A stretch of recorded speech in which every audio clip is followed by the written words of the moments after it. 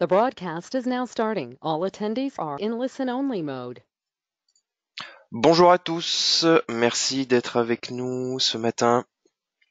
Il est 11 heures, on va laisser quelques minutes pour que tout le monde se connecte. Il y avait pas mal de participants prévus ce matin, un peu plus d'une cinquantaine. Donc on va démarrer dans 2 ou 3 minutes.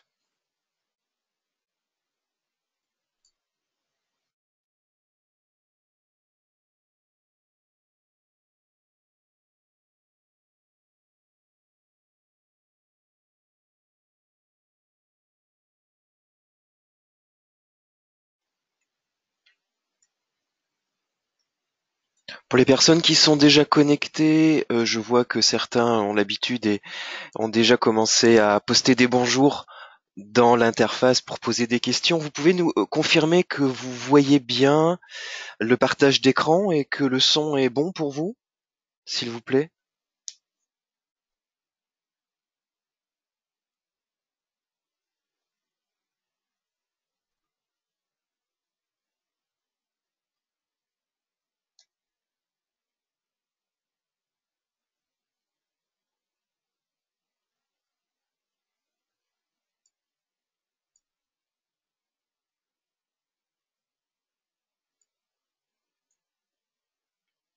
Ok, c'est bon.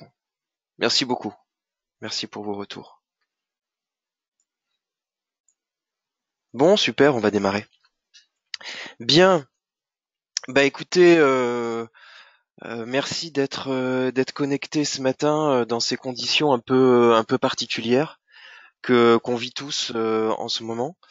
On a tendance à être tous beaucoup connectés sur nos ordinateurs. J'espère que pour vous tous, ça se passe pas trop mal ce confinement, que vous arrivez à jongler entre la partie professionnelle et la partie privée. C'est pas toujours évident, je sais, mais j'espère que tout va bien pour vous tous.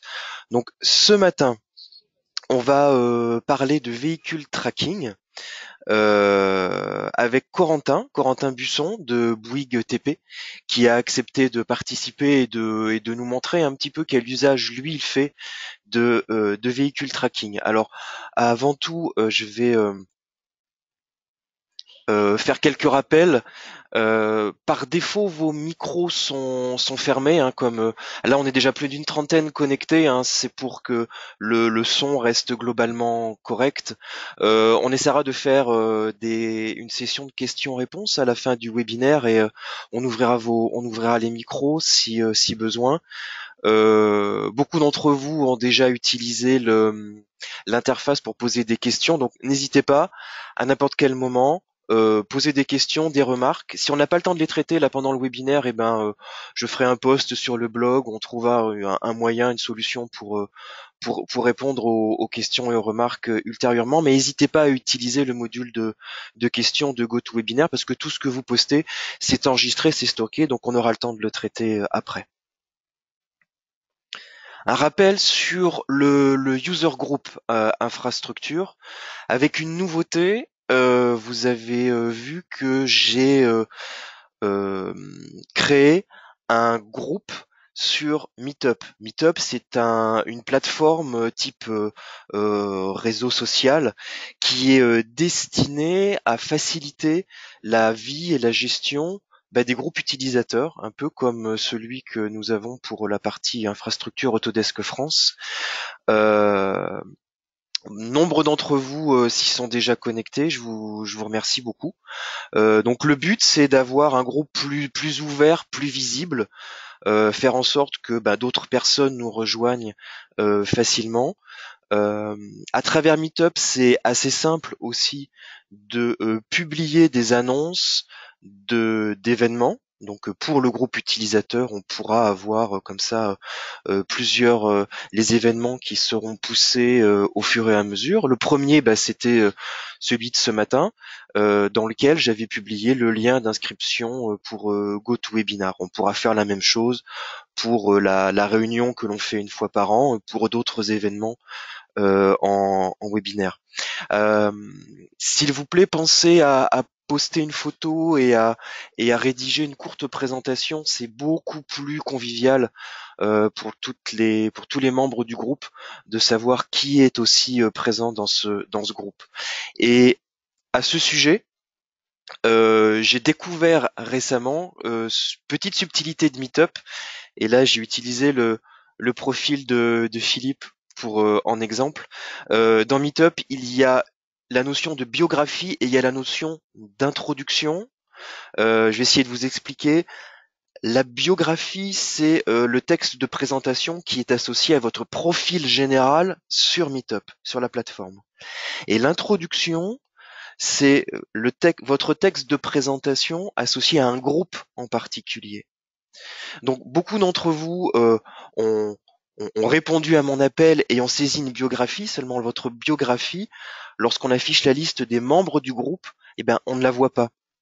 Donc s'il vous plaît, pensez à faire alors soit un copier-coller ou je ne sais pas, vous rédigez autre chose comme vous voulez, mais pensez bien à rédiger une introduction associée à votre profil pour le groupe utilisateur.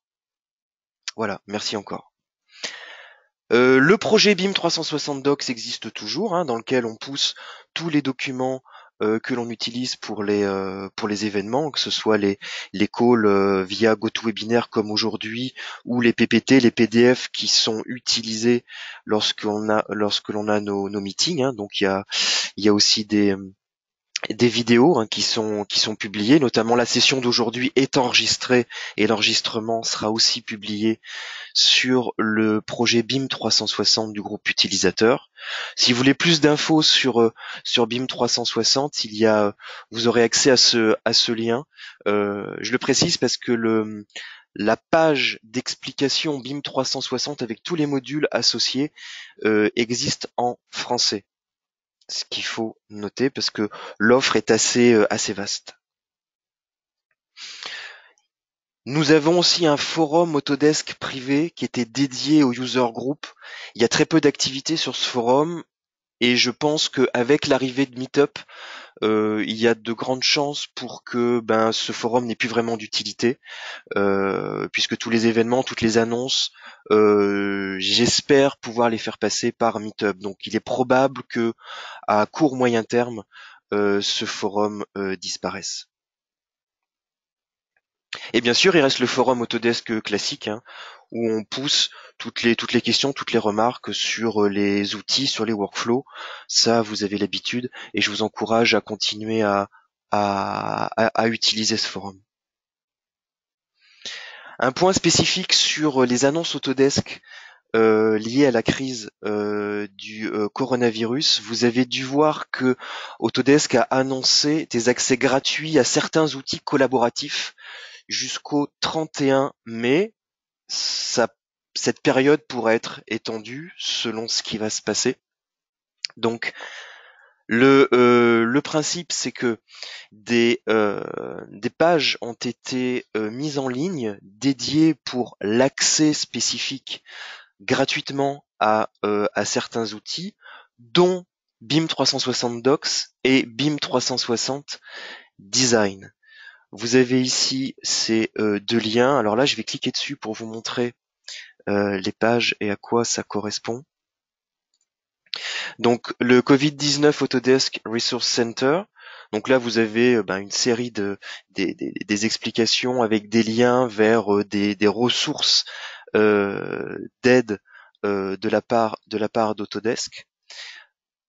Ce qu'il faut particulièrement retenir, je pense, si vous souhaitez déclencher des périodes d'utilisation en mode gratuit de certains outils, c'est ce deuxième lien, le programme d'accès étendu pour les produits de collaboration cloud.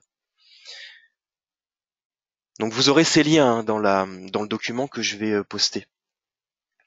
Et ici, sur cette page-là, qui elle a été traduite en français, vous avez, Vincent, ouais. je sais pas si tout le monde voit ton écran, mais moi personnellement je ne vois rien. Je vois juste la page d'introduction. Tu vas bien partager ton écran? Alors, il me semble que mon écran est partagé et dans la prévisualisation, dans la visualisation de l'écran, je vois mon. Alors, oh non, j'ai des retours de personnes qui me disent qu'elles voient bien mon écran. Ah bah, ça va être juste moi alors. Mais c'est curieux que toi tu le vois pas en revanche. Euh, Parce que ça va pas être pratique tout à l'heure quand je vais partager et quand je vais te. Je vais regarder, vas-y, Ouais, continue. on va aviser, on va aviser. Ok.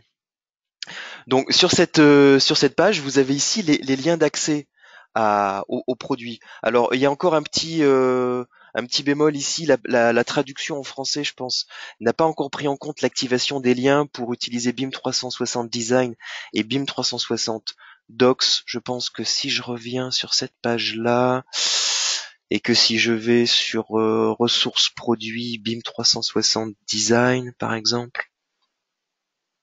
Euh, Technical Search. Alors, une autre solution. On est un peu en train de travailler dans l'urgence pour mettre ces pages en état de fonctionnement. Si je passe en anglais, voilà, en fait, la solution c'est ça, c'est que le lien est actif pour la version anglaise, il ne l'est pas encore pour la version française. Je pense qu'il le sera dans la journée. Donc ici, à partir de cette page-là, c'est vraiment à partir d'ici qu'il faut lancer l'activation, l'utilisation des produits BIM 360 Design. Et là, vous arrivez sur la page avec un accès ici Covid-19. Et à partir de là, vous pouvez demander à utiliser gratuitement les produits sur cette période qui va pour l'instant jusqu'au 31 mai. Je reviens sur mon PowerPoint. Demain matin, nous organisons, mes collègues et moi, donc toute l'équipe de Village BIM et moi pour Civil Made in France, un webinaire qu'on a appelé Pause Café autour de Docs et Design pour parler de ce sujet, pour si vous avez des questions, si vous avez n'importe quel sujet lié à l'utilisation de ces produits dans ce cadre-là spécifique, on sera connecté demain matin à partir de 8h45. Donc si vous le souhaitez, pour n'importe quelle remarque, n'importe quelle question, vous pouvez vous connecter. Euh, Vous pouvez aller sur Village BIM pour trouver l'accès à le lien de connexion parce que c'est aussi un GoToWebinar comme on est en train de faire en ce moment que l'on utilisera demain matin. Alors je regarde rapidement les quelques questions qui ont été posées sur ce sujet-là. Euh, alors effectivement, bonne question. Il me semble que euh, c'est uniquement pendant cette période d'essai, enfin, c'est pas une période d'essai, pendant cet accès gratuit à ces outils, c'est uniquement les serveurs américains qui ont été activés.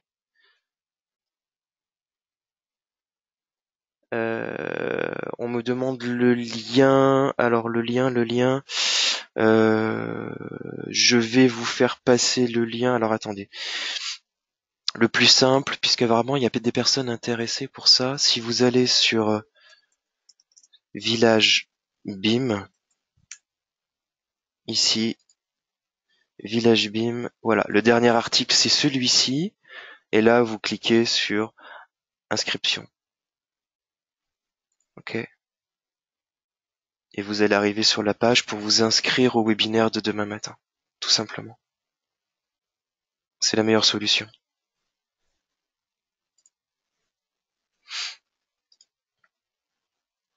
Ok. Voilà pour ça. Parfait.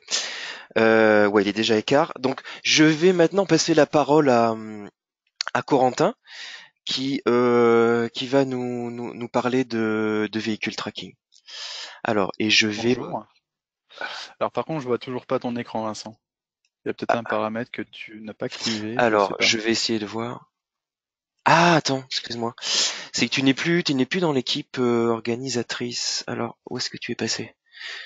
Où est-ce que tu es passé, Corentin? Pourquoi c'est marqué hors ligne? C'est curieux en fait que parce que je ne te vois plus dans les personnes connectées. Pourtant, je te promets, je suis bien là. Eh ben oui, je t'entends. Et je pense que tout le monde Ouais, t'entend. En je vais revanche, réessayer dans ce cas-là. Je me déconnecte et je me reconnecte. ouais, On verra bien. essaye s'il te plaît. Essaye, ouais, ouais. Bah, à tout de suite. Ouais, à tout de suite. Ouais, petits aléas de connexion.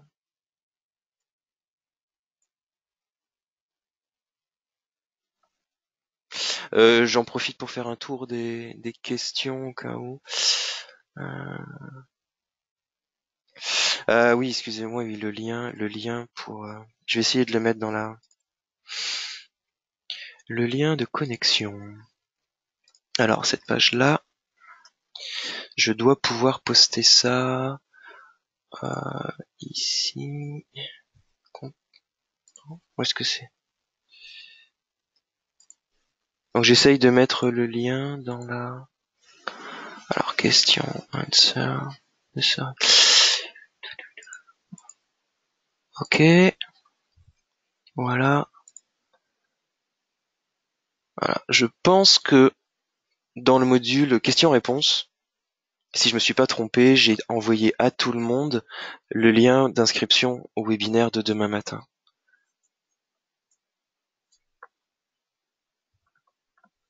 Ok, ça marche.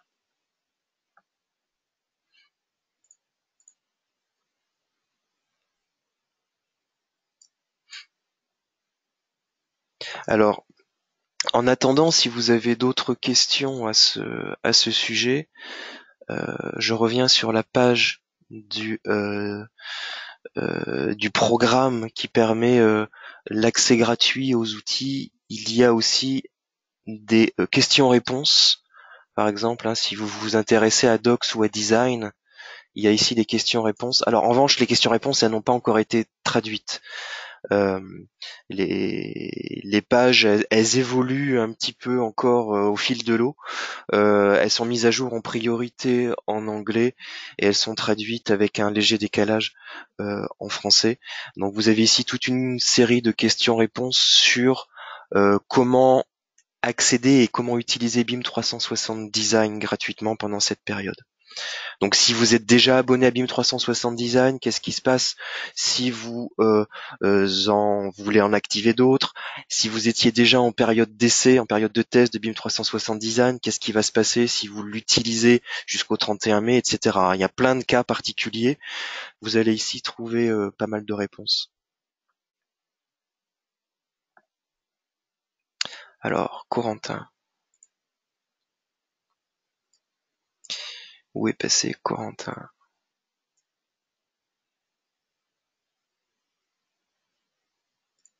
Je vois pas.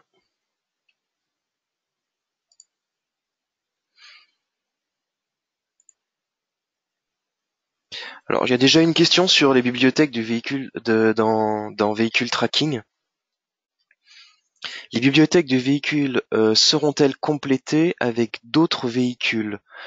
Euh, alors, à ma connaissance aujourd'hui, il n'y a pas d'initiative particulière pour compléter ça. S'il y a des besoins particuliers, en revanche, c'est des choses qu'on peut faire remonter pour répondre à des besoins particuliers. S'il n'y a pas d'expression de besoin spécifique, de manque de certaines catégories de véhicules, moi j'ai pas connaissance de complément des bibliothèques de véhicules dans véhicule tracking.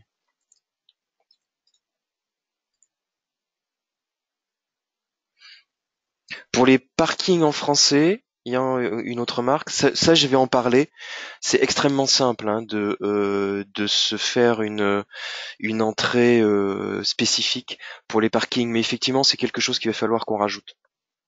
Mais là, le paramétrage des parkings n'a rien à voir en termes de fonctionnalité et de paramétrage par rapport aux véhicules. Hein. C'est beaucoup beaucoup plus simple.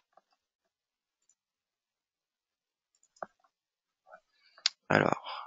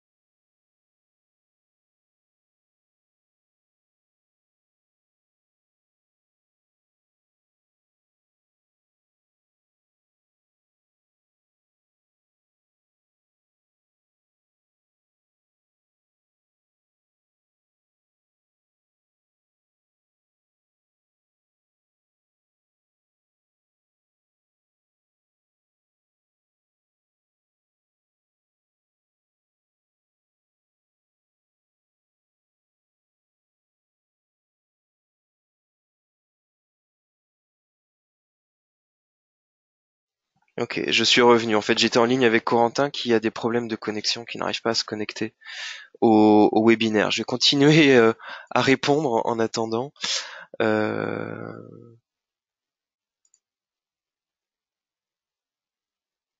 Alors, les giratoires. Alors, le module giratoire, c'est pareil.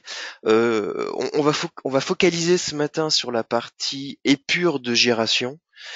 Le module Carrefour giratoire, nous sommes en cours d'évaluation de ce module pour confirmer que il est bien conforme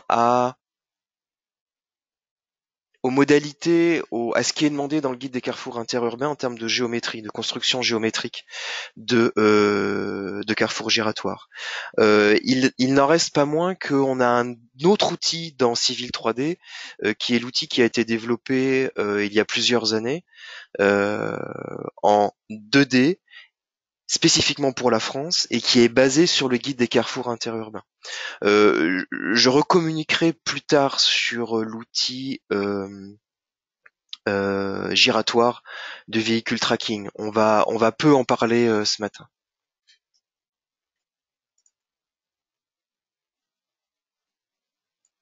Alors vous ne voyez pas les questions posées? Oui, parce que par défaut, les personnes qui interviennent dans le module de discussion, les questions ne sont pas publiques, sauf si vous faites la demande spécifique qu'elle soit publique. Alors, la traduction des places handicapées. Effectivement, il y a eu il y a sur des versions précédentes une traduction, je dirais malheureuse de des accès handicapés qui étaient devenus des accès pour les personnes désactivées.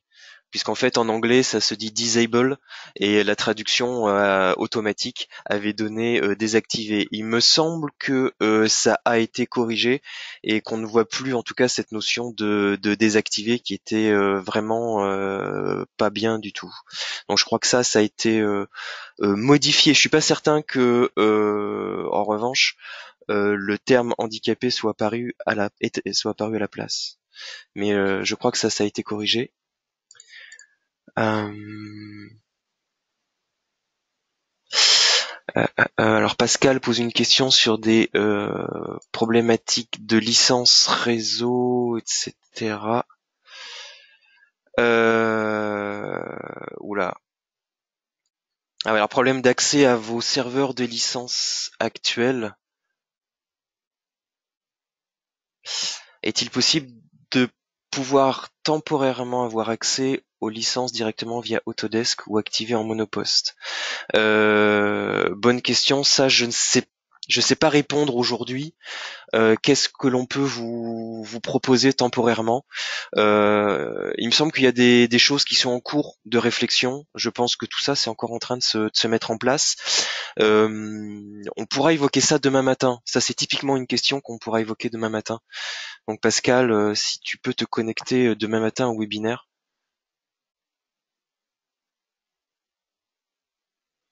William précise, on peut faire des réservations de licence. Je sais pas trop ce que tu veux dire.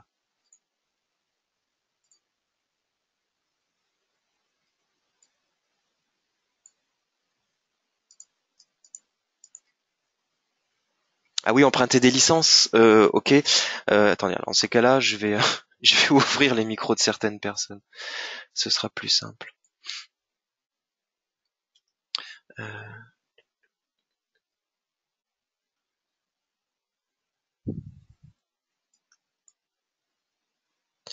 alors,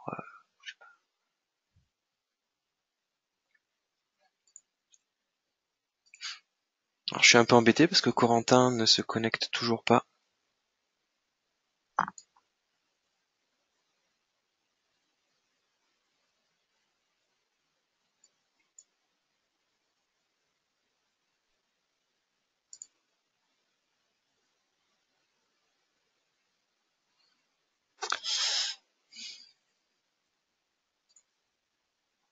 Je retiens Oui, alors, une fois. pardon, excusez-moi, j'ai ouvert les micros sans prévenir, c'est pas bien. Euh, on a eu droit à un morceau de leçon de maths. Euh, Est-ce que Guillaume, William, Pascal, est-ce que vous souhaitez que qu'on... Ah, Ah, alors Corentin est connecté. ok. Ça marche, Corentin, de ton côté? Je vois ton écran, ouais, effectivement. Eh ben je pense qu'on peut tenter. Alors vas-y, je pense que moi je On va t'entends. tenter. Allez, J'espère qu'il n'y a pas de souci en fait d'un logiciel qui se lance au démarrage, peut-être qui bloque la connexion en cours de route. allez, Écoute, on on y va va, voir. on y va. Alors bonjour à tous, désolé pour le retard. Petit souci comme tout le monde peut avoir avec les VPN pour accéder à nos réseaux privés. Euh, donc je me présente, Corentin Busson, je suis cadre méthode à la direction technique de Bouygues Travaux Publics et je vais vous faire une présentation de véhicule tracking, un ADIN. Est-ce que tu peux pas avancer, Fabrice Fabrice, pardon, Vincent, excuse-moi. Donc je vais vous présenter déjà un petit peu Bouygues Travaux Publics, dans quel contexte on travaille, comment véhicule tracking fonctionne, les faisabilités pour tout ce qui est véhicule un peu plus personnalisé, et puis tout ce qui est intégré dans véhicule tracking autre que les rayons de giration. Donc, véhicule tracking, c'est un add-in qui s'installe sous AutoCAD, Civil 3D ou AutoCAD Map, qui permet donc de faire des rayons de giration, des épures de giration de différents véhicules. Donc là, on a deux exemples que je vous présenterai tout à l'heure, qui sont plutôt utiles dans nos études de PIC, plan d'installation de chantier, ou autres, en conception de route ou parking ou des choses comme ça. Ok. Donc Bouygues Travaux Publics fait partie du groupe Bouygues. Dans Bouygues, il y a Bouygues Construction, TF1, Colas, Bouygues Immobilier. Et dans Bouygues Construction, il y a toute la partie bâtiment en France et à l'international. Bouygues Énergie et Services pour la partie plus MEP et entretien des bâtiments. Bouygues Construction Concession et Bouygues Travaux Publics. Et dans Bouygues Travaux Publics, il y a plusieurs filiales, région parisienne, service nucléaire, région France pour la partie Australie, Hong Kong, les mines et la partie suisse. Donc moi, je fais partie de Bouygues Travaux Publics directement. Bouygues Travaux Publics est implanté, il faut que tu avances un tout petit peu, Ouais. s'il te plaît, partout dans le monde avec des localisations plus historiques comme l'Australie, Hong Kong, le Royaume-Uni, la Suisse, l'Égypte et la Croatie. Pas mal en France et on est à peu près 5000 collaborateurs répartis dans le monde, avec 400 personnes à la direction technique, dont je fais partie. Dans cette direction technique, on a un service méthode. Et puis voilà. Donc là, on va rentrer dans le vif du sujet. C'est comment fonctionne véhicule tracking. Donc j'ai mis quelques petites slides rapides. Donc il y a un bandeau Une fois que vous l'avez installé, vous avez un bandeau. Sur ce bandeau, il y a plusieurs parties. La partie intercept mécanique, qui est donc l'étude de rayon de gyration. La partie stationnement, qui sera présentée par Vincent par la suite, et la partie carrefour giratoire, qui est utile peut-être dans certains cas. Nous, ce qui va nous intéresser, c'est la partie surtout rayon de gyration. Donc là, le principe, c'est de choisir un véhicule dans une bibliothèque qui est fournie par le logiciel, ou dans une bibliothèque personnalisée si vous avez vos propres véhicules, et ensuite de faire naviguer votre véhicule dans votre plan. Donc bien sûr, il faut que votre plan soit à l'échelle, pas forcément géoréférencé, mais au minimum à l'échelle. Donc ça peut marcher en mètres, mais aussi en pieds, en pouces, en millimètres. Là, après, c'est dans les paramètres de l'outil qu'il faut bien définir l'unité.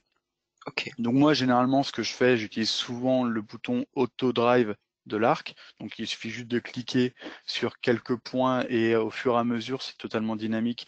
On voit l'emprise, la gyration du véhicule, comme vous voyez sur l'image à droite.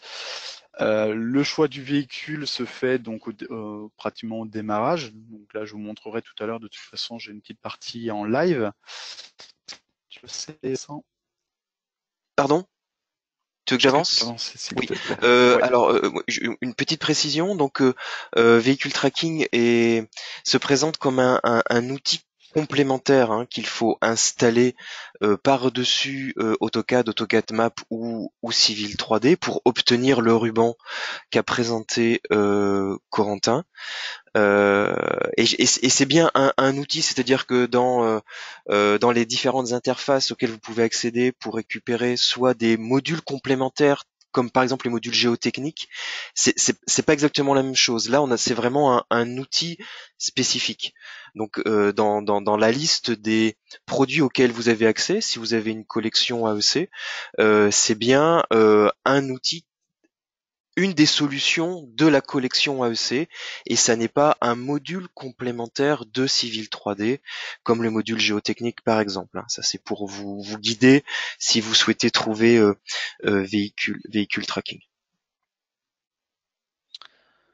Donc là, je vous présente rapidement la bibliothèque. Donc la bibliothèque, un peu au même titre que Civil 3D, il y a des nuances suivant les pays. Donc il y a des véhicules plutôt pour la France qui respectent les règles françaises de CERTU.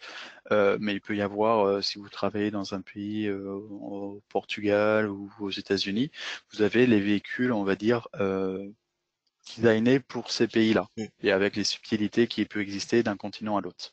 Ok, il y a déjà beaucoup de véhicules, donc si on prend toute la liste entre tous les pays et notamment beaucoup de véhicules. Ouais. Et avec des véhicules spécifiques, véhicules de chantier, convois exceptionnels, etc. C'est ça. Je passerai après sur la partie véhicule peut-être personnalisé. Comme tu veux. Je vais plutôt présenter mon écran. D'accord. Donc alors attends. Voilà. Je t'ai donné la main pour présenter.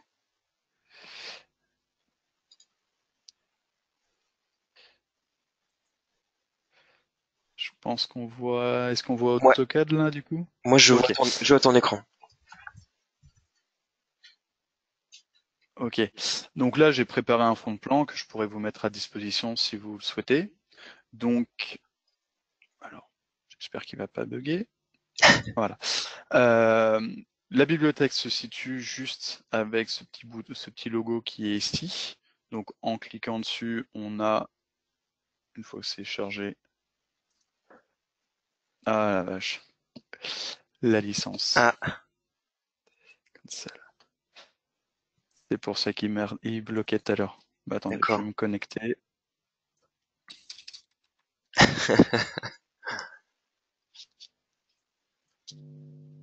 Ça prend pas longtemps. Ok. S'il y a juste ça, ça va être rapide. Et c'est drôle parce que justement dans la conversation, en attendant que tu te connectes, on parlait justement des empreintes de licence. Voilà, là c'est fait. Super. Alors ce qui est étonnant, c'est que du coup cet objet-là, je ne sais pas si on peut emprunter la licence de véhicule tracking. Je me suis pas posé la question, effectivement. J'ai Je sais. emprunté les licences Ouais. AutoCAD, mais pas véhicule tracking. Donc, effectivement, donc on a énormément de véhicules. Donc là, on est par exemple pour les véhicules français, on a des véhicules convoi exceptionnels, des véhicules simples ou des véhicules articulés. On voit un certain nombre d'informations comme la largeur ou la longueur, ainsi que les rayons minimum et maximum. Normalement, c'est minimum de giration. Et donc, bah après, il suffit juste de choisir un véhicule, donc en cliquant dessus et en faisant conduire et Arc Autodrive. Donc, il nous demande forcément l'unité du plan. Vous faites une fois et après, il n'y a plus besoin. Alors, moi, je conseille toujours de désactiver l'accroche objet parce que ça peut être compliqué si vous avez un fond de plan un peu complexe. Mais donc, vous le désactivez. Le premier clic, c'est positionner le premier point d'insertion de ce bloc. Ensuite, la direction. Et après, tous vos clics supplémentaires définiront le chemin que va prendre le véhicule. Donc ça, c'est une façon effectivement d'utiliser, de générer les pures de gyration. Là, en fait, on le fait un peu je dirais à main levée, en Là, fait. Ouais. Là, c'est un peu à main levée, histoire de valider. Par exemple, là, moi, mon fond de plan, je l'avais dessiné avant tout sur AutoCAD. Et après, je l'ai validé au fur et à mesure, je validais par rapport au véhicule que j'allais utiliser la faisabilité technique de mes emprises. Donc là, par exemple, je me rends compte que mon camion ne va pas passer. On voit à cet endroit ici, là où il y a ma souris, le verre rentre. Alors c'est un peu subtil, mais le verre sort de ma zone grisée. Mhm. Donc ce qui est faisable, comme toujours sur AutoCAD, on a les boutons, enfin on a des commandes en partie bas, et donc il suffit juste de faire R pour retirer et de déplacer peut-être le point un petit peu plus loin, Mhm. ce qui permet pour le Ouais. coup de passer. D'ajuster la trajectoire. Sachant que la D'ajuster. trajectoire l'épure peut être, enfin la trajectoire peut être aussi éditée a posteriori. Tout à fait. Alors là, par exemple, je suis toujours en marche avant, mais par exemple ici, je souhaite faire une marche arrière pour me mettre au bon endroit. Il est totalement possible de choisir plusieurs points en marche arrière. Donc on n'est plus sur les mêmes couleurs, on est sur des couleurs un peu plus foncées. Et ensuite, on peut repartir en marche avant, comme si le véhicule avait fait sa manœuvre dans la vraie vie. Et donc là, il suffit juste de faire entrer pour arrêter la commande. Si on se rend compte qu'on a oublié et un point ou qu'on a oublié d'aller au niveau final, on peut rajouter avec le petit plus, rajouter des points supplémentaires, mais c'est point par point à chaque fois. Donc ça peut être un petit peu plus compliqué que la première fois.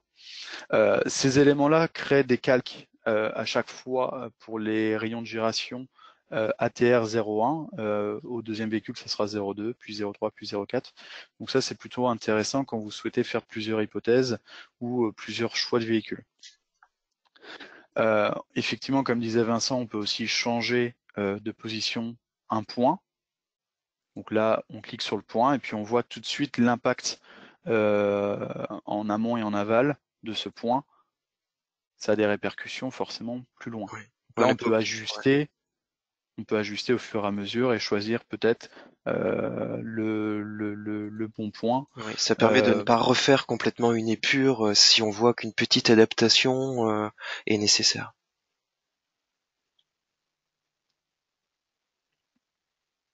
Donc ça, c'est pour un véhicule. On peut imaginer, alors quelque chose qui nous, au niveau méthode, nous intéresse, c'est plutôt tout ce qui est grue mobile. Alors là, il y a pareil, Autodesk met à disposition un certain nombre de véhicules.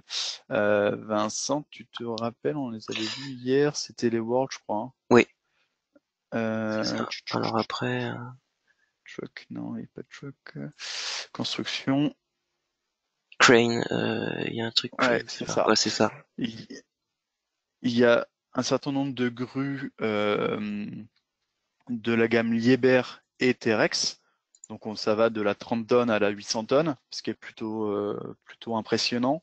Et il suffit juste de prendre, de choisir sa grue, de faire conduite auto, toujours la même chose.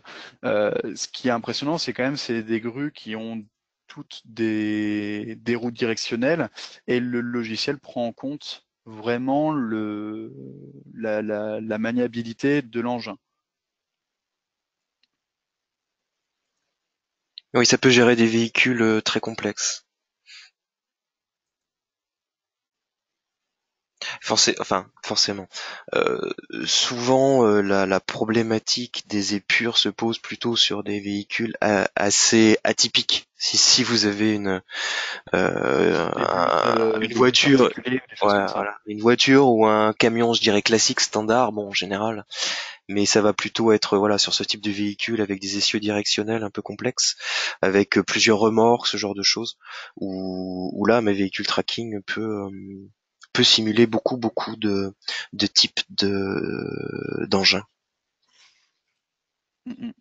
Il y a aussi quelque chose que j'ai découvert il n'y a pas si longtemps que ça, c'était l'assistant de rapport qui permet de créer un PDF pour chaque véhicule ou pour un choix de véhicule où on voit du coup le rayon minimum et maximum, enfin le rayon intérieur et externe du véhicule choisi. Donc ça peut être plutôt intéressant quand on veut justifier le choix d'un véhicule. Euh, Ça évite de retourner sur Internet chercher le rayon qui va bien ou de le dessiner. Le logiciel permet de le faire directement. Je vais essayer de vous le montrer. Alors il y a beaucoup de paramétrages avancés qu'on va pas montrer ici en lien Voilà. avec les épures sur les histoires d'accélération, de déport en virage, etc. qui en fait pour être bien utilisés nécessitent d'avoir, je pense, une bonne approche de la théorie de la génération des épures. Mais sachez que Vehicle Tracking est capable d'intégrer beaucoup de paramètres très avancés sur la génération des épures. Donc là, je ne sais pas si vous voyez le PDF. Oui, on voit le dessin là, ouais. Donc ça, c'est un export qui est fait automatiquement depuis Vehicle Tracking. Donc je pense qu'il y a des templates qui doivent exister où on a la possibilité de rajouter nos logos, des choses comme ça. Ouais. Mais donc ça permet déjà de récupérer les rayons minimum et maxi pour un véhicule par exemple type poids lourd. Donc là c'était un poids lourd américain. Ça peut être intéressant. Oui, on peut comme ça bien spécifier les gabarits des véhicules en termes de dimension, mais aussi en termes de capacité. Quels sont leurs rayons mini, maxi, l'emprise qu'ils ont lorsqu'ils braquent, etc. Il y a des choses aussi qui sont intéressantes, c'est la possibilité de créer soi-même un véhicule en utilisant des blocs AutoCAD. Donc moi j'en ai créé un qui est un dumper, un DA40, qui est quand même un gros dumper, où c'est un véhicule donc articulé avec la partie moteur sur la droite. Je vais juste le faire comme ça. La partie, on va dire, moteur avec la personne dedans qui est sur la droite et la partie arrière avec la remorque. Et les deux sont, comment on appelle ça, sont articulés. Donc c'est plutôt intéressant de pouvoir créer soi-même son véhicule pour optimiser comment on s'appelle, des cavernes. Nous, on était dans le cas là dans une galerie souterraine. C'est plutôt intéressant de pouvoir optimiser les galeries, les largeurs des galeries, les sections des galeries. Alors ça le fait pas en 3D automatiquement. Je sais que Vehicle Tracking peut faire des choses en 3D, mais pour l'instant je l'ai jamais essayé. Tu peux préciser si ce véhicule-là, tu l'as créé de zéro ou tu as utilisé quelque Celui-là, chose? Celui-là, je l'ai créé à partir d'un véhicule articulé. Il me semble que c'était bah voilà, un poids lourd. Et ça prend le logo de base. Ce qui est intéressant, c'est qu'à partir d'un véhicule existant, on est capable de le modifier, soit de créer un nouveau à partir de zéro, soit carrément d'éditer une copie. Et donc, en modifiant un certain nombre de paramètres, les nombres d'unités, des choses comme ça, le nombre d'essieux à l'avant, le nombre de roues sur chaque essieu, l'écartement. Donc il y a un certain nombre de paramètres. Ça prend un petit peu de temps à bien comprendre qui fait quoi, mais on est quand même aidé par des petits schémas sur le côté qui est quand même plutôt utile. Et donc au fur et à mesure, on avance. Donc ça, c'est vraiment la partie assistant simplifié. Il est possible de le faire vraiment en mode avancé, mais là, il y a vraiment beaucoup plus comment ça s'appelle, de paramètres. Et je pense qu'il faut connaître les normes pour bien s'en sortir. Ouais. Donc c'est un peu ce que je disais tout à l'heure. Il y a tellement de réglages, de paramétrage pour simuler tous les comportements possibles d'un véhicule que effectivement la création d'un véhicule, la création complète d'un véhicule, hein, depuis si on veut reprendre tous les paramètres, peut prendre un certain temps. Effectivement, l'idéal, ça reste quand même de trouver un véhicule très proche de ce que vous souhaitez, le copier et faire des modifications de distance entre essieux, de largeur, ce genre de choses. C'est On ça. peut, excuse-moi Corentin, une dernière remarque, Vas-y. il est possible de créer totalement un véhicule de zéro. En revanche, pour ça, il vaut mieux nous contacter, venir vers nous, vers moi par exemple, parce que on va vous aider pour le faire dans ce cas-là. Créer depuis zéro totalement un véhicule complexe, parce qu'en général, si on a besoin de faire ça, c'est parce qu'on trouve pas l'équivalent dans la bibliothèque. Ça peut être vraiment fastidieux. Donc dans ces cas-là, ce sont nos équipes qui vous aideront à le faire. Mais c'est tout à fait envisageable. Ce qui est intéressant aussi, c'est on a la possibilité de mettre des contraintes, donc des angles maximum, des angles minimum, des délais de rotation. Donc par rapport à la vitesse, on est capable de dire, on peut pas passer de marche avant en marche arrière et puis tout droit à tourner les roues au maximum en X secondes. Tout est paramétrable. Ça demande quand même pas mal de temps, mais c'est quand même intéressant. Ouais. Et il est possible de rajouter, alors il me semble que c'est en mode avancé, ouais c'est ça, c'est en mode avancé de rajouter ses propres blocs. Donc moi j'avais fait un bloc pour la partie avant et un bloc pour la partie arrière, et il est possible en mode avancé de rajouter ses propres blocs. Oui, on peut Donc ça rajouter. c'est Ouais, très intéressant. ouais. On peut rajouter par exemple une remorque à un camion qui a déjà une ou deux remorques par exemple. Ça, c'est tout à fait envisageable. Un véhicule un peu plus complexe, c'est les trains sur pneus, ou MSV je crois que c'est la marque MSV, les trains sur pneus pour toute la partie tunnel. Dans un des projets, on a été contraint de bien contrôler notre emprise au sol.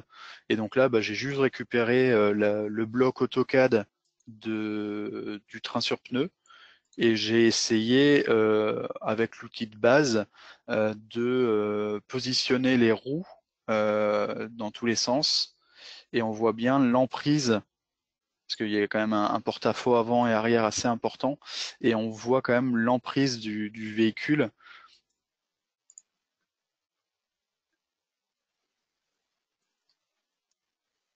Mm, Donc ça, c'est mm. des essais à chaque fois au fur et à mesure suivant les besoins. Euh, Ok, le logiciel est plutôt intéressant. ok. Quand on a quatre roues articulées, quatre essieux articulés, c'est quand même intéressant. Il nous reste environ 10 minutes, Corentin, par rapport à ce que Ouais, tu avais prévu. Il faut... je suis à la fin. Parfait, super. Moi, j'avais aussi prévu quelques J'ai ajouts. vu qu'il y avait quelques Il y a questions quelques au questions, oui, fur et à mesure. notamment. Ouais, notamment une question Avec Revit, ça ne marche pas. Ça, je l'ai exacte. vu. Ouais, Donc non, pour l'instant, il n'y a pas de véhicule tracking pour Revit, ce qui est bien dommage. oui. Il y avait une remarque aussi sur les chargements. Alors ça, je voudrais vous montrer, pardon, parce que je pense que c'est vraiment très intéressant. Donc Corentin a montré, a expliqué, voilà, on a une bibliothèque du véhicule, on peut faire des copies, les éditer, les modifier, on peut faire déjà avec ce qu'il y a ici énormément de choses. On peut traiter beaucoup de cas. Et moi, ce que je voudrais vous montrer, je vais reprendre la main, Corentin. Vas-y. Qu'est-ce que j'ai fait? Tac. Normalement, je t'ai redonné la Ah ben main, voilà, Vincent. c'est ça. Ok, super. Alors attends, je vais aller directement à cette partie que j'avais prévue. Donc oui, pour info, l'aide en ligne pour véhicule tracking est disponible depuis le logiciel que vous utilisez en français, pour les épures de gération, pour les parkings, pour les carrefours giratoires. Vous pouvez aussi faire de la 3D, c'est-à-dire que là, ce qu'on a vu, on a travaillé en vue de dessus, on a travaillé en plan, hein, c'est la majorité des approches, mais véhicule tracking, c'est aussi travailler en 3D, c'est-à-dire il sait vous dire par rapport à une topographie qui serait un peu chahutée, si le véhicule va avoir des contacts non souhaités avec la topo, avec deux approches différentes, soit juste une approche sur une ligne de profil en long, c'est l'image que vous avez ici à gauche, hein, vous voyez le semi-remorque, on lui fait passer un gros dos d'âne, je dirais, et là, le logiciel nous dit attention, l'articulation du véhicule sur ce dos d'âne là, ça va bloquer. Ça va coincer. Une autre approche en vue de dessus, et là vous avez une analyse colorimétrique des zones sur lesquelles, alors, on s'approche dangereusement d'un contact qui n'est pas souhaitable, jusqu'à ce que, pour une certaine couleur, on arrive au moment où il y a un contact. Donc ça aussi, c'est une approche intéressante. Il n'y a pas que l'épure en 2D, il y a aussi la partie 3D. Alors, voilà, c'est ça que je voulais vous montrer. Les charges sur tous les véhicules qui sont dans la bibliothèque, vous pouvez les éditer pour rajouter une charge dessus. Et ça vous permet de modifier très facilement l'encombrement du véhicule sans aller dans des paramétrages très compliqués. Alors, je vais essayer de vous le montrer.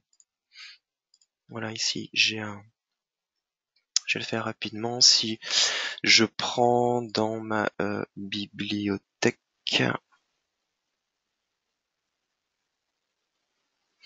voilà, on va aller dans, je vais prendre ici un véhicule articulé camion remorque. Ok, alors première chose, je lui dis, je vais éditer une copie. Hein. Je travaille jamais sur l'original, évidemment. Je vais l'appeler Vincent. Hop. Next. Et puis sur la partie remorque, donc voilà, il y a beaucoup de choses, carrosserie, tracteur, essieu de remorque. Dès que je suis sur la partie, dès que je sais que je traite de la partie remorque, je vais ici dans le bouton avancer, dans l'onglet carrosserie profil, je lui dis que je rajoute ici dans profil de charge nouveau pour rajouter une charge qui va apparaître sur cette remorque. Alors la charge peut avoir des formes différentes, ça peut être un cercle, ça peut être du texte, ça peut être plein de choses différentes. Je vais rester sur rectangle, vous allez très vite voir apparaître les éléments si je saisis une longueur et une largeur. Donc vous voyez ici à droite ce rectangle qui est apparu sur le schéma du véhicule qui représente la charge.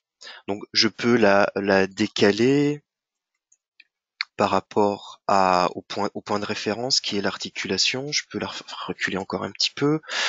Bon voilà, imaginez là, ponctuellement, je dois transporter une charge particulièrement encombrante, mais sur ce véhicule-là.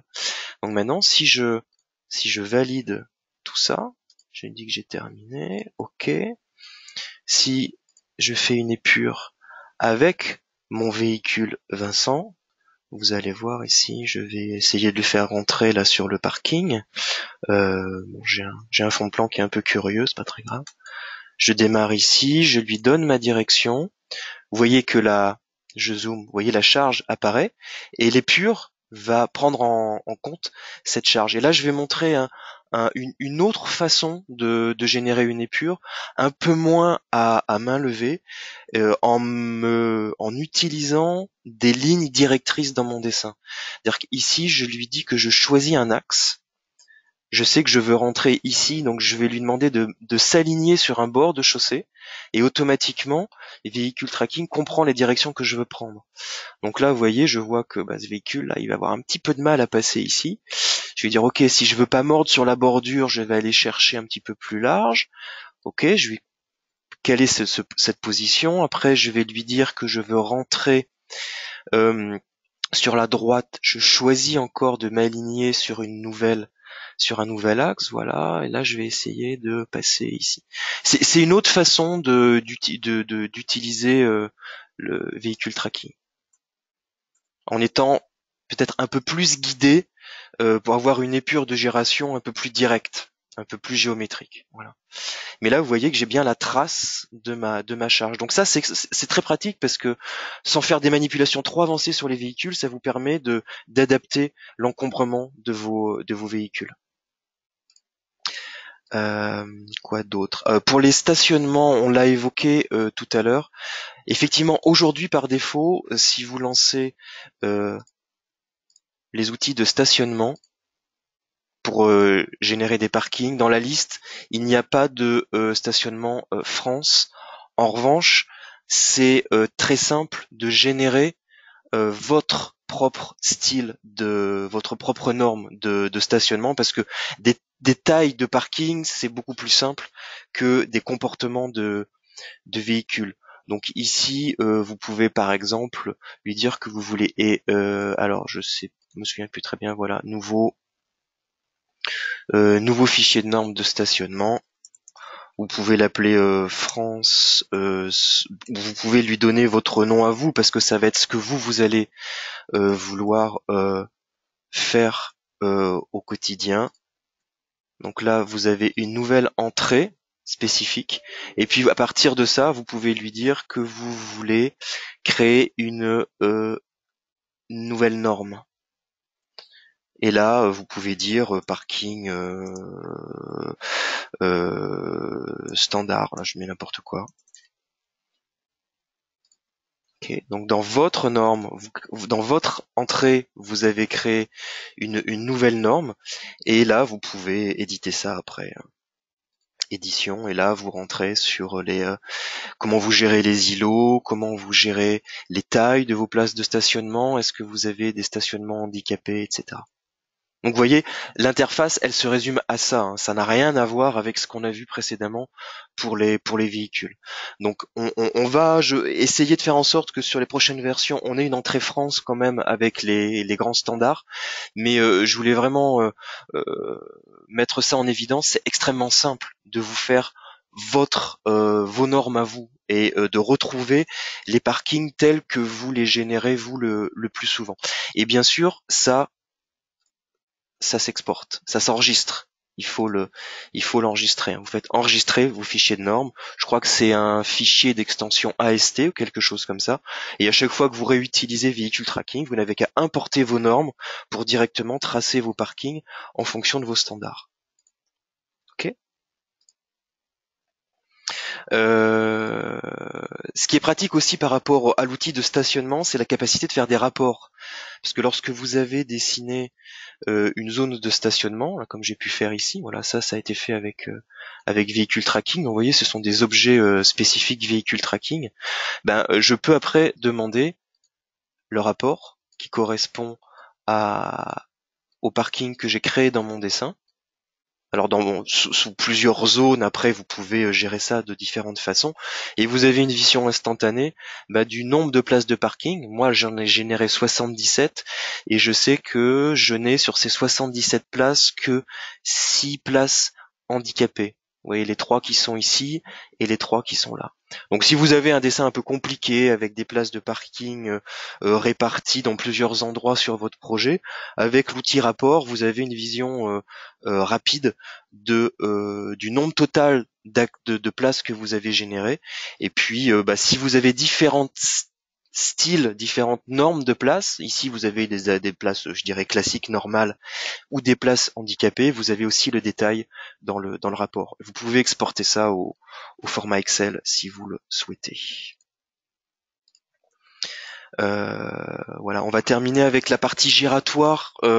Je vais pas en reparler ici spécifiquement. Il y a aussi donc un outil pour créer des carrefours giratoires en 3D dans véhicule tracking. Cet outil de carrefour giratoire en 3D de véhicule tracking, il a été copié directement dans Civil 3D, c'est-à-dire qu'il est accessible dans Civil 3D même sans le ruban véhicule tracking. Hein, si ici si je vous dis à Civil 3D que vous voulez générer ici un carrefour giratoire, et ben c'est l'outil de véhicule tracking qui va lancer. Mais ça, c'est donc le carrefour giratoire en 3D, donc outil puissant, mais avec énormément de paramétrage et de fonctionnalités. C'est-à-dire qu'il demande quand même un temps de prise en main. On est en train de l'analyser et de vraisemblablement le localiser pour la France. On veut, je vous en reparlerai quand il sera beaucoup plus simple d'accès et quand il y aura une version française en fait.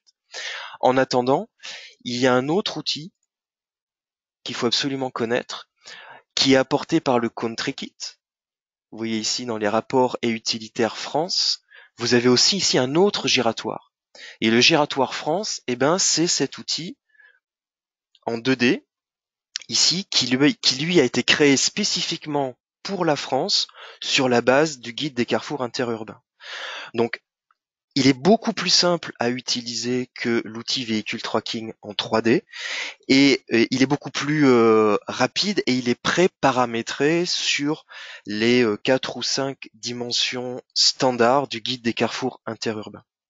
Donc voilà, vous avez deux approches à votre disposition à travers Civil 3D et véhicule tracking et je reviendrai vers vous quand on aura terminé la localisation de l'outil giratoire en 3D de véhicule tracking. Celui qui est en 2D, sincèrement, installez le CountryKit, testez-le, il est super simple à utiliser et il est très rapide et il vous permet très très rapidement d'avoir votre emprise de carrefour giratoire et d'avoir un dessin.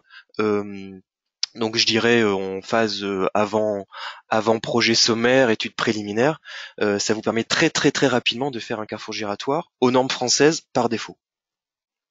Et il est possible aussi, je rajoute une petite chose, Vas-y. de le faire pour les normes anglaises, où on roule à gauche.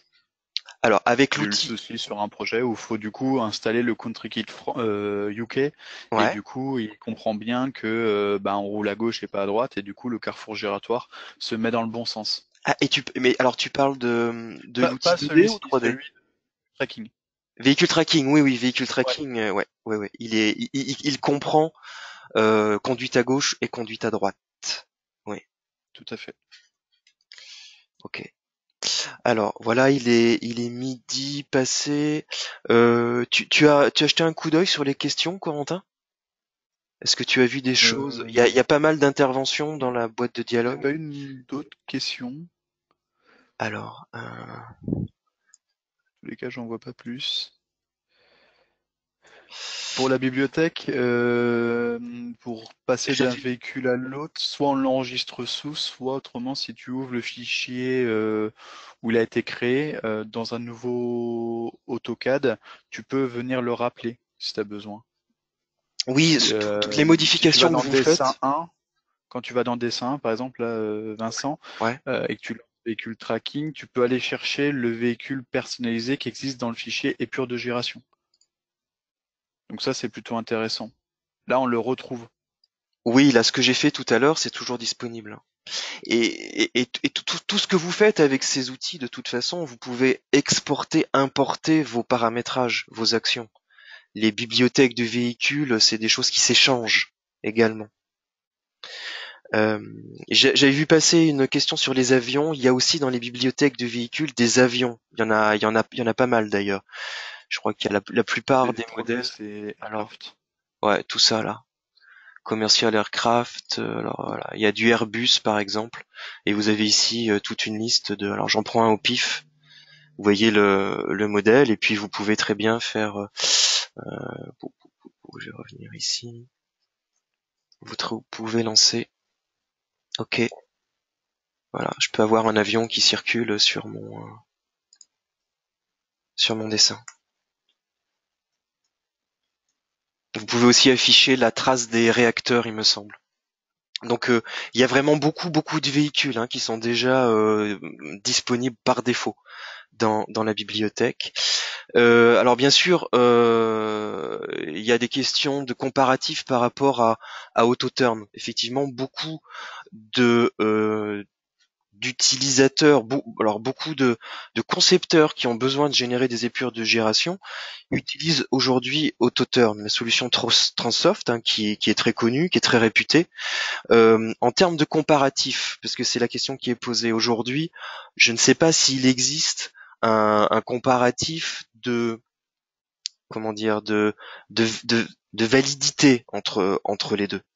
Euh, Sachez que véhicule tracking, c'était une acquisition d'Autodesk il y a quelques années de la société Savoy, qui était une société anglaise, qui était le concurrent direct de Transoft. C'est-à-dire que véhicule tracking, ça n'est pas un module que Autodesk a développé rapidement il y a quelque temps pour avoir des épures de génération dans Civil 3D. C'est l'acquisition d'une technologie reconnue et réputée pour les épures de génération. Sinon Autodesk n'aurait pas fait cette acquisition. Sachez que donc toute la technologie qu'il y a derrière sur la génération des épures de génération, en tout cas, est équivalente et techniquement de même niveau que les épures de génération générées avec Autoturn. Là, vous allez trouver très certainement des écarts en termes de capacité. C'est que Autoturn étant à lui tout seul un logiciel spécifique dédié à ça, vous allez avoir des fonctionnalités peut-être complémentaires, différentes de celles d'Autoturn. Je pense qu'aujourd'hui, un utilisateur qui a besoin de faire des épures de génération, de tester des épures de génération par rapport à un projet, il va trouver 95% de ce dont il a besoin avec véhicule tracking. Euh, Avec tout ce qui est disponible aujourd'hui dans véhicule tracking, la plupart des personnes qui ont besoin de faire des épures de génération vont trouver ce dont elles ont besoin avec véhicule tracking. Faut bien garder en tête que tout ça c'est inclus dans la collection AEC, alors que un abonnement Autoturn supplémentaire, ça représente un coût conséquent. Il faut vraiment avoir un besoin très particulier d'Autoturn pour que ça justifie l'abonnement complémentaire. Voilà, je fais ce point, c'est normal, il y a eu plusieurs fois le sujet qui a été abordé dans les questions. Et puis autre avantage du véhicule tracking, c'est que d'un coup, vous avez les épures de génération, vous avez les parkings et vous avez les giratoires en 3D. L'équivalent chez Transoft, c'est 3 produits différents, donc 3 abonnements différents à rajouter.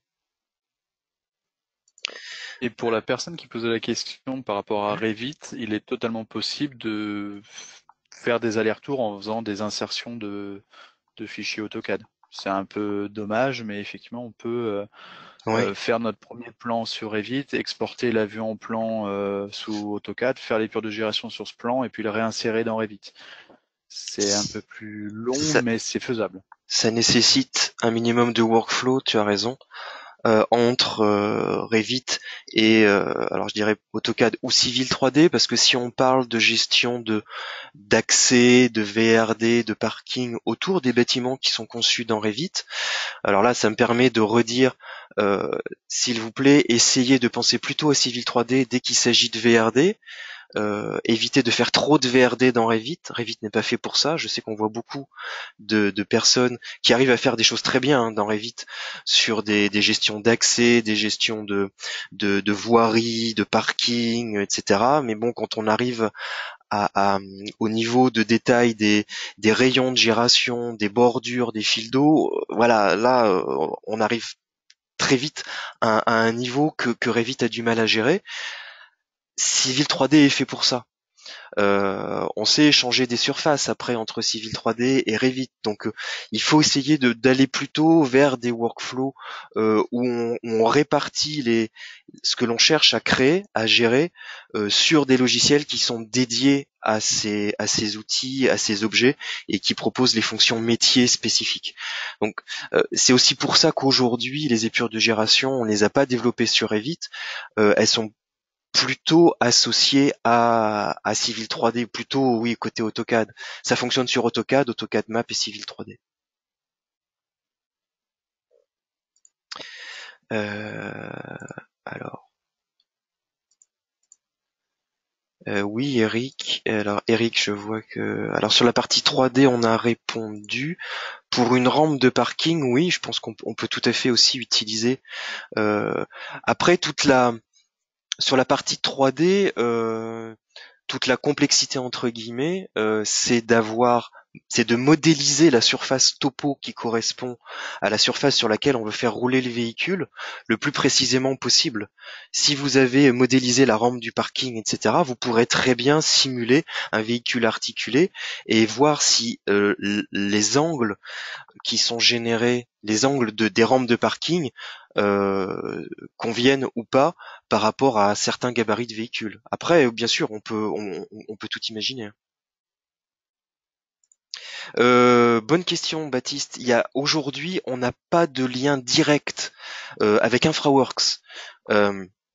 Véhicule tracking, il est sur la plateforme AutoCAD aujourd'hui. Comme on a une interopérabilité entre InfraWorks et Civil 3D, que c'est très simple d'ouvrir un modèle InfraWorks dans Civil 3D, on n'a pas redéveloppé la même chose dans InfraWorks. Donc le workflow qu'on propose, c'est si vous travaillez sur InfraWorks et que vous avez fait un prédimensionnement, une étude préliminaire dans InfraWorks et que vous voulez vous poser une question sur des épures de gération, eh ben il faut ouvrir Civil 3D, ramener dans Civil 3D ce qui a été fait dans InfraWorks et utiliser véhicule tracking dans Civil 3D. On n'a pas véhicule tracking pour InfraWorks aujourd'hui. Je précise aujourd'hui parce que vous allez voir avec les versions 2021, il y a des choses très intéressantes sur l'interopérabilité entre InfraWorks et Civil 3D qui arrivent. Mais il y a encore beaucoup de choses à faire.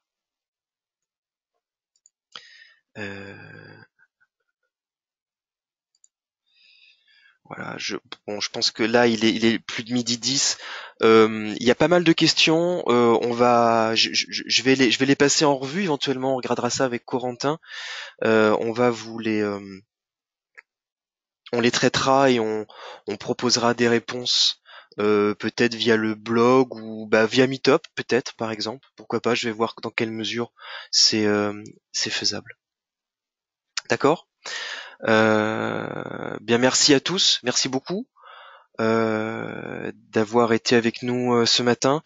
Peut-être que dans cette période, on va proposer peut-être un autre événement ou quelques autres événements sans trop attendre, puisque on est tous confinés à la maison et que c'est aussi l'occasion de rester connectés et d'échanger sur différents sujets. Et je vous rappelle, essayez d'être avec nous demain matin si vous voulez discuter des sujets de mise à disposition gratuite des outils collaboratifs jusqu'à fin mai. Merci beaucoup, Corentin. Excuse-moi, j'avais coupé mon micro. Ouais, c'est pas grave. Merci beaucoup d'avoir tous. présenté tout ça ce matin. Merci à tous et bonne journée, à bientôt. Et bon courage, surtout bon courage à tous. Et soyez prudents. Au revoir.